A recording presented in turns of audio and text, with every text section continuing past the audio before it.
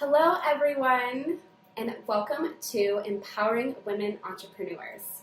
My hope for this series is that you feel inspired to go after your dreams despite current or past struggles, that you receive some real tips on how to start and run your business, and that you connect with women that have share a similar story with you. So today I have Meghan Kahler here. Meghan, can you tell us a little bit about your business? Sure. So I run an all-female financial planning team here with Northwestern Mutual.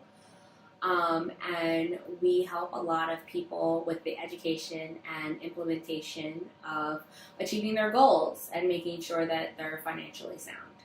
Okay, wow. Yeah, so do you work with only women? My client base is predominantly women, Mm-hmm. but we work across the board because we work with a lot of small business Mm-hmm. and entrepreneurs, Mm-hmm. and kind of helping them get to a spot where they feel secure in their business. Okay, yeah. So what do you think are some of the most common things that people come to you with? They typically come to me looking for options to save for retirement, Mm-hmm. options to build capital for a business, Mm-hmm. and then risk management things. So whether it's business-based or personal-based. Okay, that's great. Yeah. How did you get into this? I graduated from Penn State. I went to Penn State for marketing and management, and I did an internship with a small publishing company and realized that I hated marketing. Okay. And I was like, oh no, I can't do this forever. I can't sit behind this desk and make memes. It's just not me. Yeah. So I went on to the board because Penn State has a large board where alumni put in jobs for undergraduates. Okay. So Northwestern Mutual has an alumni, and he posted an ad for us, and I applied, and it worked out. It really started to work out really wonderfully because I get bored very easily, and that's why marketing wasn't that marketing position wasn't a fit for me. And it's nice because every day is different. I get to spend my days with different people every day, and there's always a new puzzle to solve. Wow, yeah. What inspired you to start something that was all women? I am the only female advisor in my office. Oh, wow. Oh, my goodness. So when I noticed that I had nobody else who looked like me in my building, I wanted to change that. Right. Yeah, absolutely. Wow, that's amazing. So have you noticed, on your journey, that a lot of women struggle with finances? It's not so much that they struggle with it, but our brains work differently, and we need things explained in different ways. Or maybe rather, have you found that a lot of women don't have a lot of support in finances? Yes.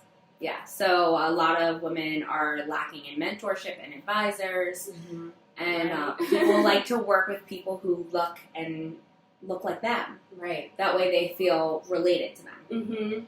Yeah. And when you're sitting across from somebody who's totally different than you, sometimes it's hard to take in the education that they want to share with you. Yeah, that's so true. Yeah. I know definitely, my husband does for the most part, all of finances. And I remember there was a short time where I was like, I'm going to do them. And I went and read all these books. But it would have been so much more helpful to have someone to talk to. Yeah. So a big part of what we do is we sit down and we learn a lot about the person. Because that way we can really focus on what goals are important to them and not go down any rabbit holes that they're just not interested in doing. Right. Yeah. And that way we really can help them focus in and achieve the goals that they want to achieve. Right, yeah. I've worked with a couple of really great women who have really taken the advice and run wild with it and really become very amazingly successful fast. Right. Because they just kind of absorbed like a sponge and really ran with it. Right, yeah.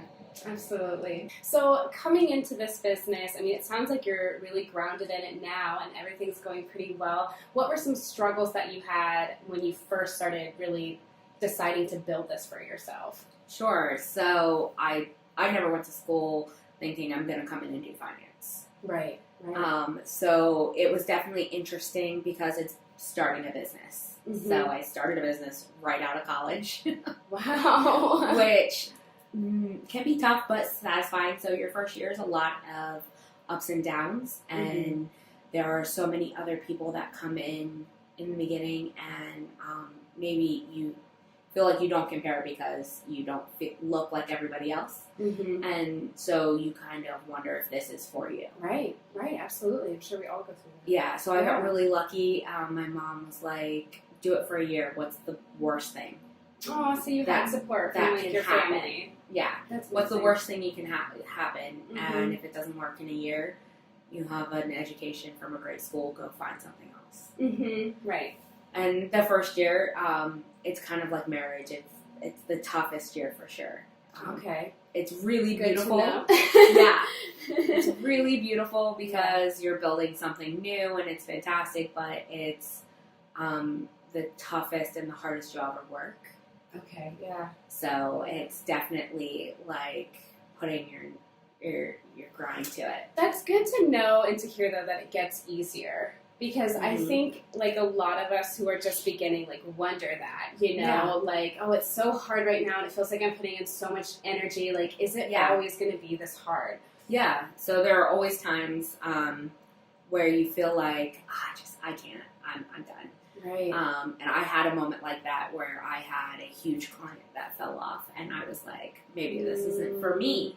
Okay. And I was like, maybe I should pick something else. So and what did you do?